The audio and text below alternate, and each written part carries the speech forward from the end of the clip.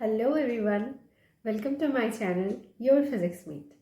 Well, in today's video, I am going to discuss some problems related to solid state physics. Actually, this is a sequel of the previous video which I already have done on solid state physics, and those who haven't watched that video, kindly watch that video before watching this one, because the topics I have discussed in the previous one will be helpful to understand today's problems also. And this video is going to be on some problems related to X-ray diffraction, and I think those candidates who are going to give the examination of IIT JAM, GATE, NET or any other kind of competitive examinations, those will be very much benefited by today's video. So please don't miss this video and watch the video till the end. And yeah, if you like this video, please give it a thumbs up, and please subscribe to my channel to support me and to give me enthu for making videos in further days. Well, without a further delay, let's get started. Hey everyone, hello and welcome back to my channel, Your Physics Mate. And the first problem of today's video on solid state physics is neutrons moving with speed 10 cube meter per second are used for the determination of crystal structure. If the Bragg angle for the first order diffraction is 30 degree, the interplanar spacing of the crystal is. Well, this kind of problems have already been discussed in the previous video of solid state physics, and if you haven't watched it till now, I'm going to give the link in the I button, so please ensure to watch that video before watching this. Okay, in that video I already have told you that the Bragg's law 2d sine theta equal to n lambda, this is called the Bragg's law of diffraction, right? And from this equation you can make many you can just solve many kind of problems. Like if the d, that is the interplanar spacing, is given, and the theta, that is the angle of diffraction, is given, and if you know the order of diffraction, that is n, then you can find the wavelength of light, that is lambda, or vice versa. But in this question there is a little trick, because you can see from the question, you know the angle of diffraction, that is 30 degree, that is theta, is given. You know the order of diffraction, which is first order, that is n equal to 1. In this question, n is given equal to 1 and theta is given equal to 30 degrees. But here you have to just find the value of interplanar spacing, that is d. You have to find the value of d from here, right? So you don't know d, you know n, you know theta, but what about lambda? You have no idea about lambda, and in question there is no lambda given. So this one is the trick here. So I just came across the question, and I think I should share this question with you, and I'm going to upload this video. So how can we just find the value of lambda from these instructions? So just read the question once again. Neutrons moving with speed 10 cube meter per second. Here is the trick. Here lambda is not been given directly, but in place of lambda, the speed of neutron has been given. That is v, the speed of neutrons, is equal to 10 cube meter per second. And from de Broglie's law, the lambda, or the wavelength associated with the particle, is equal to h by p, where p is the momentum of the particle and h is the Planck's constant. And from this question, from this equation, you can find the value of lambda associated with the particle having momentum p. In place of p, if the particle has a velocity v and mass of the particle, if it is m, then in place of p we can write it mv. right? So here actually m is the mass of neutron, that is mn. And in question you can see that the value of mn is given, that is the value of mass of neutron, and the Planck's constant is also given, that is the value of h. So by using this equation you can find the value of lambda, because v is given, h is given, mn is given. So just putting those values here, you can find the value of lambda, that is the wavelength associated with the particle, neutron, the wavelength of neutron. That is, in place of h, you can put the value 6.626 into 10 to the power minus 34. And from here, the value of mn is 1.675 into 10 to the power minus 27 into v is given as 10 cube. Okay, and all these are given in SI unit, so there is no need to transform these units. Okay, so just by calculating the values, we can find the value as 3.96 into 10 to the power minus 10 meter. The value of lambda is 3.96 into 10 to the power minus 10 meter. Now we have to find the value of interplanar spacing, that is from the Bragg's law of diffraction, 2d sin theta equal to m lambda, we can find the value of lambda, value of d. So 2d sin theta equal to n lambda.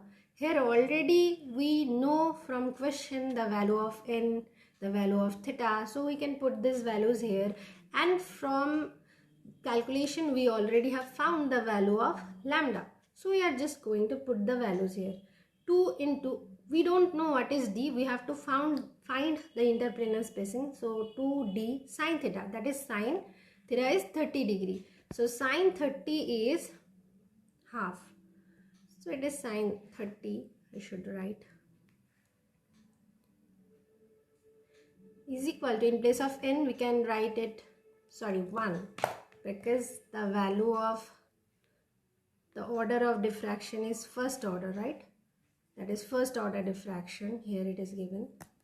So n is 1, and lambda we already have found it, 3.96 into 10 to the power minus 10 meter. Okay, so in place of sin 30 I can write it half, right?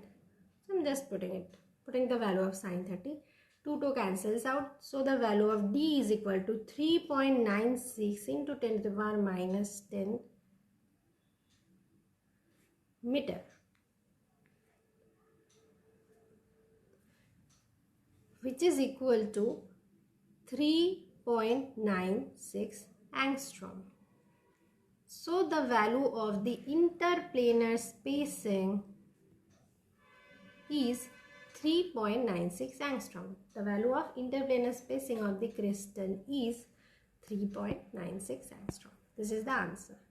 So this question was a little bit like previous questions of Bragg's law, but here is a little trick here. Okay, and this question came in the year of 2014 in GATE exam. Okay, so this kind of questions are really very important for your competitive examinations like IIT JAM, GATE and all that. And I think you got about this question and you got the answer how to solve this kind of questions. Now the problem number 2. A beam of X-ray of intensity I0 is incident normally on a metal sheet of thickness 2 mm. The intensity of the transmitted beam is 0.025 I0. The linear absorption coefficient of the metal sheet in per meter is. So in question it is given that the intensity of the beam or the X-ray beam incident on the metal sheet is I0. Before just it incident on the metal sheet, the intensity, suppose this one is the metal sheet,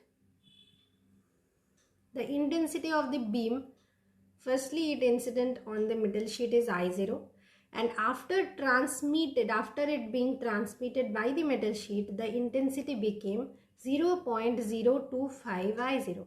That is, intensity has been reduced. And the thickness of the metal sheet is 2 millimeter. And as in question, the linear absorption coefficient, we have to find it in meter per meter. So just we have to convert it into meter. Okay, so 2 millimeter equal to 2 into 10 to the power minus 3 meter. Okay, so the thickness of the metal sheet is this one, and I0 is the value of intensity of the incident beam, and the value of transmitted beam, the intensity of transmitted beam is less than that. So we have to find the value of absorption coefficient, that is the amount of light that is been absorbed by this metal sheet. So before that, we have to know what is the relation between them, right? So if I is the intensity of the transmitted beam,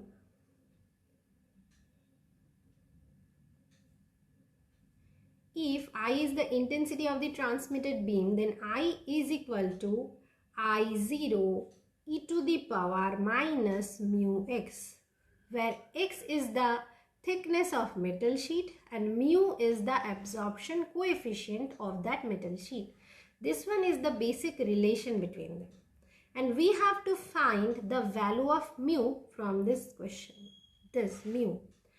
And I has been given in our question, that is the value of transmitted beam is 0.025 I0. So in place of I, we can write 0.025 I0 is equal to I0 e to the power minus mu into x. In place of x, you can write the thickness of the metal beam, the thickness of the metal sheet, that is 2 millimeter or 2 into 10 to the power minus 3 meter.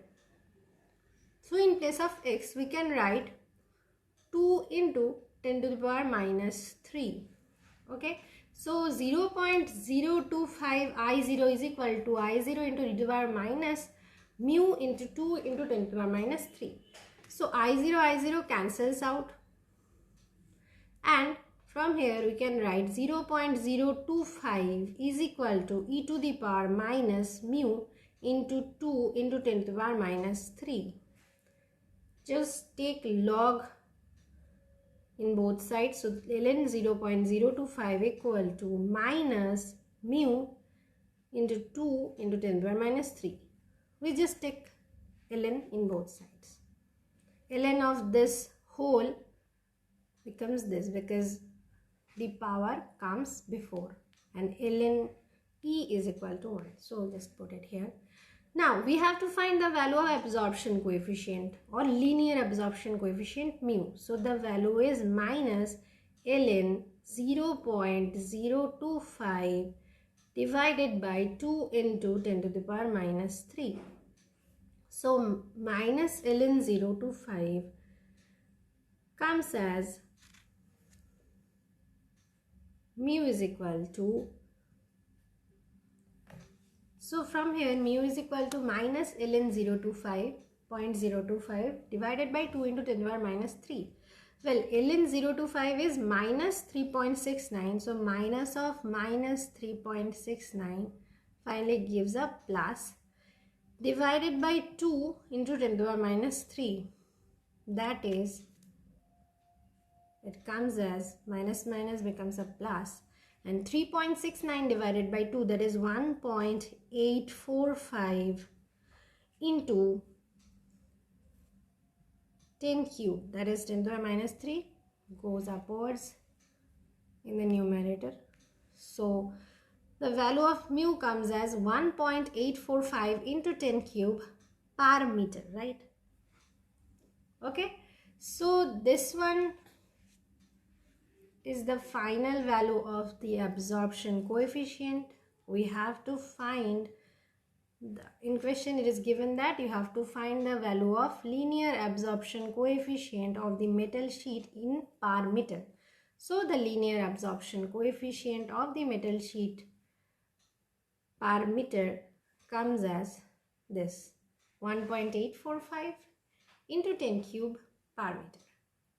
Okay, so I think these two are quite important, and this types of problems may come in the forthcoming exam. And well, this question also came in the GATE examination in the year 2015. So these two types of problems are quite important for your forthcoming examinations.